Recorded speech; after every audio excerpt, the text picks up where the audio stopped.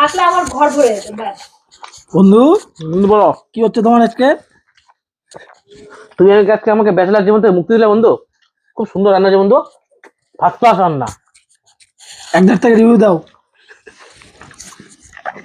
পাপড় তো অসাম, অমায়িক হয়েছে পাপড়টা। চাটনি খাইনি, খাই এই যে খেলাম। সুপার। মাছের মাথাটা খেতে পাচ্ছি না এখন, পরে খাবো, ওটা রিভিউ পরে হবে। না মাছটা বলে সুন্দর। কিন্তু মাছের মাথা খেতে না পারলে বউ তোমার মাছের মাথা চিবিয়ে খাবে। প্র্যাকটিস করে নাচছে, তুমি যেন বউয়ের মাথা চিবিয়ে খেতে পারো। বন্ধু মাছটা সুন্দর হয়েছে, ফাইন।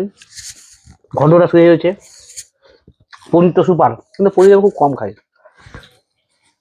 শেষ রিভিউ শেষ। শাকটা ও শাক তো সেই হয়েছে।